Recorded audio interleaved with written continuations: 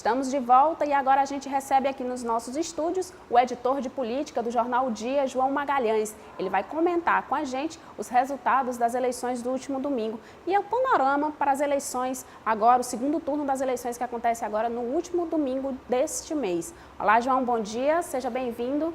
Bom dia, Mayara, bom dia a todos.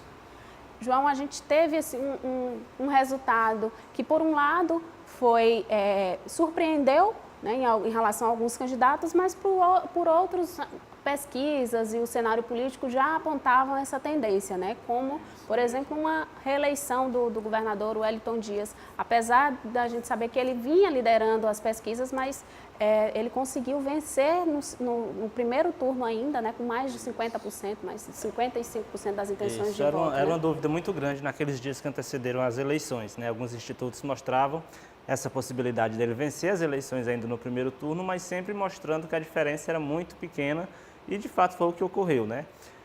Levando em consideração a soma de todos os outros candidatos para a votação que ele teve, o resultado foi pequeno, mas ele conseguiu ainda consolidar essa vitória pela quarta vez no primeiro turno, né, para governo do Estado. Se consolidando aí, a gente não tem mais como negar, como a principal liderança política do Estado, principalmente pela forma como o governo se consolidou após as eleições, né?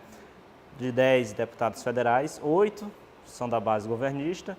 Dos 30 deputados estaduais, 24 foram eleitos na base governista, sendo que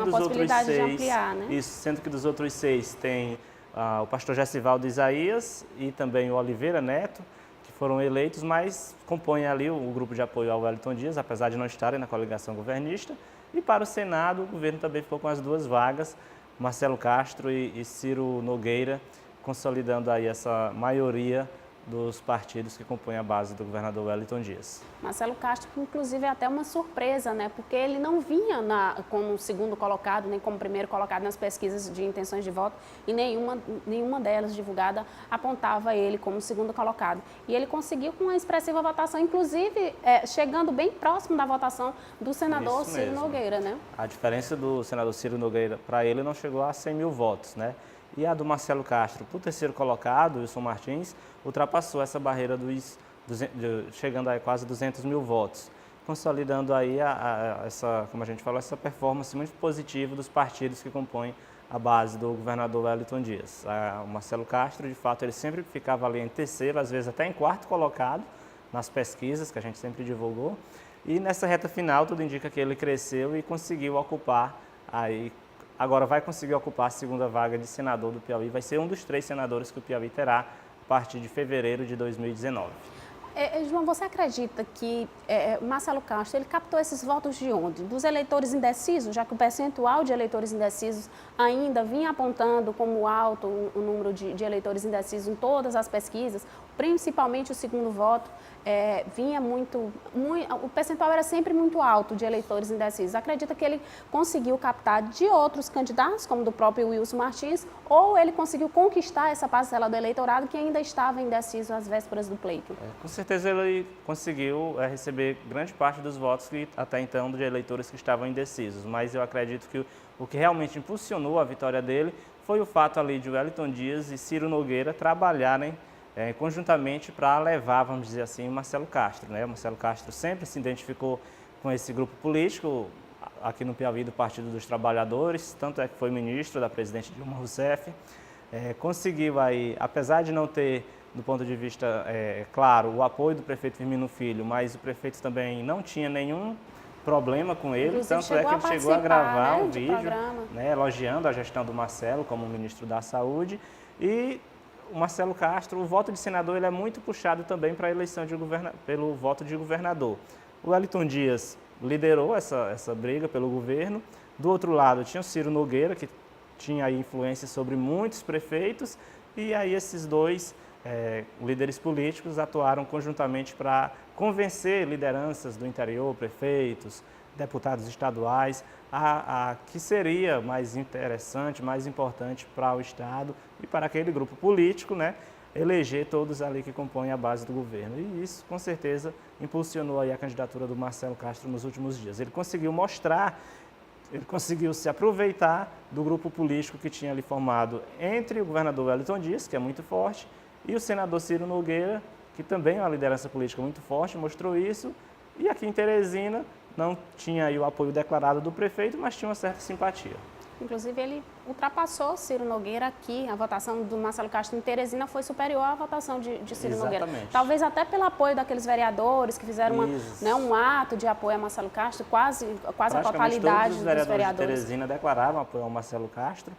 E aí, consolidando aí esse apoio que ele já tinha de petistas, de vereadores de Teresina, das lideranças ligadas ao senador Ciro Nogueira e uma certa simpatia do prefeito Firmino Filho, realmente o resultado que apareceu nas urnas dá para a gente entender aí que Marcelo Castro realmente contou com esse apoio político durante a sua campanha. Inclusive, o próprio Marcelo Castro deu declarações de que essa junção percorrendo os municípios, junto com o governador Wellington Dias, com o senador Ciro Nogueira, isso fortaleceu muito o seu nome e até rechaçou o que ele chamou de fake news no início da campanha, em que muitas pessoas tentavam criar um atrito entre a sua candidatura e a candidatura do senador Ciro Nogueira. Ele disse que tudo não passou de fake news, que a relação dele sempre foi muito boa. O próprio senador, deputado Marcelo Castro, agora eleito senador, vem dando declarações. Uma outra surpresa, João, nessas eleições foi o desempenho do candidato ao governo do estado, Fábio Sérvio, a primeira campanha eleitoral que ele participa como candidato ao governo, e ele teve, inclusive, uma votação mais expressiva do que o senador Elmano Ferrer, que já teve, foi prefeito de Teresina, já foi senador, inclusive teve uma gestão bem avaliada aqui na Prefeitura de Teresina, já ocupou outros mandatos no Executivo, secretarias, E ele não teve, o senador Elmano Ferrer não conseguiu alavancar sua candidatura e a candidatura candidato do senador Fábio Sérvio conseguiu se sobressair em relação a ele, inclusive talvez até sendo puxado por uma onda de Bolsonaro. Essa famosa onda que em todo o país levou muitos nomes do PSL. O PSL saiu de um deputado federal para 52. É a segunda maior bancada do Congresso Nacional agora, perde apenas para o Partido dos Trabalhadores. O mesmo efeito que fez, por exemplo, lá em Minas Gerais, o Zema chegar ao segundo turno. Para o Senado, Dilma Rousseff, que até então liderava as pesquisas, ficou em terceiro, foi em quarto lugar, não lembro. Em São Paulo também puxou um senador lá, o Major Olímpio, que foi eleito, o Eduardo Suplicy, que também liderava, caiu para a terceira colocação. E aqui no Piauí, Bolsonaro teve uma votação expressiva, foram mais de 300 mil votos, e como ele não se identificava diretamente como nenhum dos outros candidatos a governador, Fábio Sérvio, por ser do partido dele, foi diretamente influenciado e beneficiado por essa votação, alcançando aí mais de 60 mil votos, que é realmente uma votação muito expressiva, principalmente para quem nunca concorreu a um cargo nem majoritário, nem proporcional. João, agora falando um pouquinho do pós-eleição. O próprio senador Ciro Nogueira, ele deu declarações, inclusive aqui para a gente da UDIA TV, informando que vai trabalhar para que o governador, ajudar no mandato do governador Wellington Dias e defender uma redução da máquina administrativa. O governador, inclusive, também já comentou essa proposta do senador Ciro Nogueira e disse que concorda com essa redução dessa máquina administrativa. Você acredita que essa redução ela vai ser significativa? Principalmente porque, assim, no cenário da eleição anterior, o Wellington não conseguiu eleger a maior bancada na Assembleia, mas ele conseguiu conquistar os parlamentares, inclusive dando algumas secretarias, utilizando essa estratégia, de levar. E agora essa estratégia não vai ser necessária, já que ele já tem quase 80% do apoio dos deputados estaduais. Foi uma das principais críticas que o governador Wellington Dias recebeu durante o governo e principalmente agora na campanha, o excesso de cargos comissionados. São muitos ordenadores de despesa chamados, são quase 70, incluindo as secretarias, coordenadorias, que embora não tenham um grande tamanho, mas todas elas fazem pequenas obras, têm assessores comissionados, com funções semelhantes, muitos órgãos aí fazendo o mesmo tipo de obra. E o senador Ciro Nogueira, então, apresentou aí essa proposta de tentar convencer o governador Wellington Dias a reduzir esse tamanho do Estado, a reduzir o tamanho, a quantidade de órgãos que compõem a estrutura do governo do Estado. Eu acredito que ele vai fazer isso, principalmente não só por uma questão política, mas também por uma questão econômica. Afinal de contas, não é segredo para ninguém que o país passa por uma crise econômica, o Piauí também, com certeza, passa por essa crise econômica. Durante a campanha eleitoral sempre se diz que os candidatos, os gestores tentam maquiar um pouco a realidade, agora já passou a campanha, não existe mais essa história de tentar maquiar nada, então o governador com certeza vai precisar cortar gastos e há, de fato, um excesso, um grande número de órgãos que deve ser reduzido. Eu acredito que é uma das mudanças que o governador Wellington Dias vai fazer, essa não só de reduzir a quantidade de órgãos, como também diminuir a quantidade de deputados que vão ocupar secretarias. Afinal de contas, como você mesmo falou, ele já tem apoio mais do que suficiente para governar na Assembleia Legislativa, ele tem a governabilidade garantida pela quantidade de parlamentares que a base aliada elegeu e, sem dúvida nenhuma, não faz aí muito sentido do ponto de vista prático, do ponto de vista da gestão, convocar mais tantos deputados para ocupar esses cargos nas secretarias de Estado.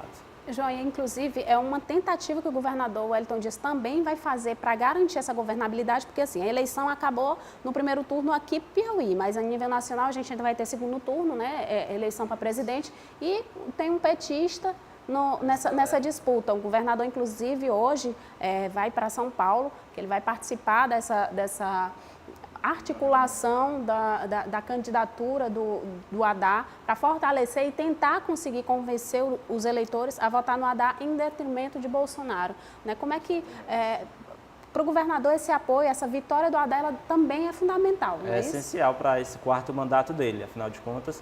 Todas as 3 vezes que o Wellington Dias chegou ao governo do Estado, ele tinha um petista na presidência, né? Com exceção agora de 2016 para cá, quando o Temer assumiu o comando e o governador foi muito beneficiado nessa questão pelo senador Ciro Nogueira. Né? O senador Ciro Nogueira, não é segredo para ninguém que quando o Temer esteve na presidência, o senador Ciro Nogueira foi o responsável aí por levar as demandas do governo do Estado. Que ele pode, inclusive, não ter esse mesmo peso em um eventual governo da República. Exatamente. Do E Bolsonaro chegando à presidência, a gente não tem aí uma garantia de que haverá um piauiense, um parlamentar piauiense, com influência no governo federal. Tanto é que dos deputados federais eleitos, nenhum fez campanha abertamente para Bolsonaro. O partido dele, como a gente sabe, aqui no Piauí, faz oposição ferrenha ao Wellington Dias. Então, essa eleição para a presidência da República é fundamental aí para uma gestão de Wellington Dias. Tanto que, se por um lado Bolsonaro não tem nenhuma ligação política com o grupo do governador Wellington Dias, o Wellington Dias tem uma grande ligação com o ex-ministro Fernando Haddad, né, que foi durante aí 6 anos ministro da Educação no governo Lula, época em que o Wellington Dias também governava o Piauí. Certamente os dois têm uma militância petista e um presidente do mesmo partido certamente facilita o acesso não só à presidência, mas também aos ministérios, né? Tendo em vista que os aliados, com certeza, serão do Partido dos Trabalhadores ou de siglas aliadas, o próprio progressista do senador Ciro Nogueira, enfim, a gente não sabe, mas o certo é que um governo Bolsonaro dificultaria, entre aspas, a vida do governador Wellington Dias, tendo em vista que ele teria mais dificuldades para dialogar e para chegar até o cofre do governo federal, que é muito importante para um estado como o Piauí, que é pobre e nessa crise econômica depende muito de recursos federais. Bom, então a gente vai acompanhar, vai continuar acompanhando esses desdobramentos e trazendo para o nosso telespectador aqui todos os fatos relacionados a essa eleição, a essas articulações dos nossos políticos para consolidar esse resultado aí na dia 28, se eu não me engano. Isso. Então a gente agradece, João, aqui a sua participação. E o Bom Dia News de hoje fica por aqui. Mais informações em tempo real você confere no portal odia.com. E não esqueça de seguir os nossos perfis nas redes sociais, no Instagram e no Facebook. A programação da Udia TV segue logo mais ao meio-dia com Rota do Dia, apresentado por Marcos Cardoso. E logo em seguida, o Dia News, primeira edição, com Nájila Fernandes. Então você já sabe, fique com a gente.